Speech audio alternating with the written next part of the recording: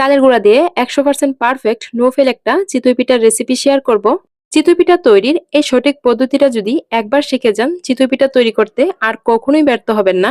শীতের এই জনপ্রিয় চিতই পিঠা তৈরি করা কিন্তু খুবই সহজ, কিন্তু অনেকে সঠিক পদ্ধতিটা না জানার কারণে চিতই পিঠাগুলো পারফেক্ট ভাবে তৈরি করতে পারে না। ইনশাল্লাহ আমার আজকের এই সহজে চিতই পিঠার রেসিপি দেখে আপনারা যে কেউ খুব সহজে বাড়িতেই মজাদার এই চিতই পিঠা বানিয়ে নিতে পারবেন। চিতই পিঠা তৈরি করার জন্য প্রথমে এখানে আমি 4 কাপ পরিমাণ ভেজা চালের গুঁড়া নিয়েছি। আমি এখানে ভেজা চালের গুঁড়া নিয়েছি, আপনারা চাইলে শুকনা চালের গুঁড়াও নিতে পারেন। এরপর দিয়ে দিলাম স্বাদ মতো লবণ। এরপর চালের গুঁড়াতে পরিমাণ মতো কুসুম গরম পানি দিয়ে দিলাম। এখানে কিন্তু সবটা পানি একসাথে দেওয়া যাবে না, প্রথমে অল্প করে দিয়ে আটালো হওয়া পর্যন্ত মেখে নিতে হবে। তো অল্প পরিমাণে পানি দেওয়ার পর সবগুলো খুব ভালো করে একটু মেখে নিয়েছি। এরপর মনে হচ্ছে আর একটু পানি দিতে হবে, এজন্য আর একটু পানি দিয়ে দিলাম। এই পানিটাও কিন্তু কুসুম গরম থাকা অবস্থায় দিয়েছি। পানিটা এমন হবে আর কি, খুব বেশি গরমও না আবার খুব বেশি ঠান্ডাও না, হাত দিয়ে ধরা যায় এমন।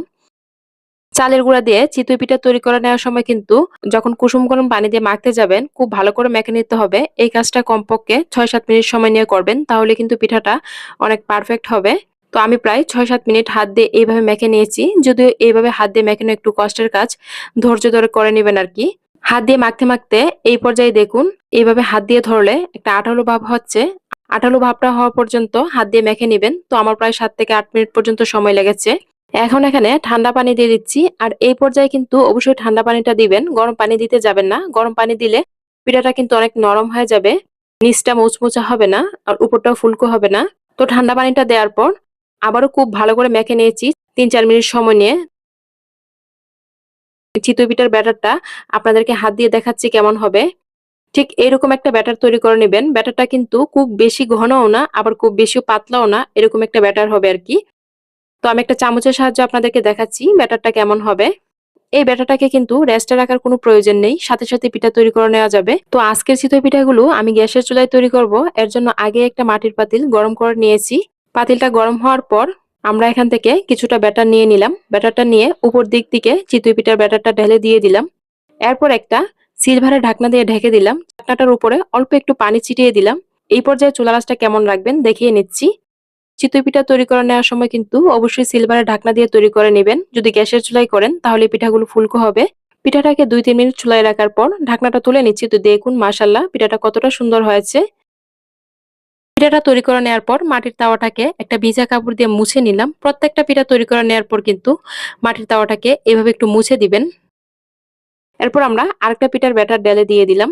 এইভাবেই আমরা প্রত্যেকটা পিঠা তৈরি করে নিব। তো দেখুন মাশাআল্লাহ প্রত্যেকটা পিঠাই কতটা সুন্দর হচ্ছে। পিঠাগুলো তৈরি করে নেওয়ার পর একটা প্লেটে রেখে দিচ্ছি। এই চিতই পিঠা দিয়ে কিন্তু ভর্তা দিয়ে খেতে খুবই ভালো লাগে, মাংসের তরকারি দিয়ে খেতেও ভীষণ ভালো লাগে। আর চিতই পিঠাগুলো খেতে বেশি ভালো লাগে গরম গরম খেলে। তো আমি যেহেতু ভিডিও করতেছি আপনাদের সাথে শেয়ার করব, এই জন্য পিঠাগুলো ঠান্ডাই হয়ে যাচ্ছে। পিঠাগুলো তৈরি করে নেওয়ার পর আপনাদের সাথে শেয়ার করছি। তো দেখুন মাশাআল্লাহ পিঠাগুলো কতটা সুন্দর হয়েছে। ইনশাআল্লাহ আমার আজকের এই সহজে চিতই পিঠার রেসিপি দেখে আপনারা যে কেউ খুব সহজে বাড়িতেই মজাদার এই চিতই পিঠাগুলো বানিয়ে নিতে পারবেন। তো একটা পিঠা ভেঙে শেয়ার করছি। দেখুন মাশাআল্লাহ পিঠার ভিতরটা কতটা পারফেক্ট হয়েছে। আজকের চিতই পিঠার রেসিপি কেমন লেগেছে কমেন্ট করে জানাতে ভুলবেন না। আর এরকম সহজে মজার মজার রেসিপি পেতে আমার ইউটিউব চ্যানেল সাবস্ক্রাইব করার অনুরোধ রইল। যারা ফেসবুক থেকে দেখছেন প্লিজ পেজটাতে একটা লাইক ও ফলো দিয়ে দিবেন। ভিডিওটি এখানেই শেষ করছি। সবাই ভালো থাকবেন। আল্লাহ হাফেজ।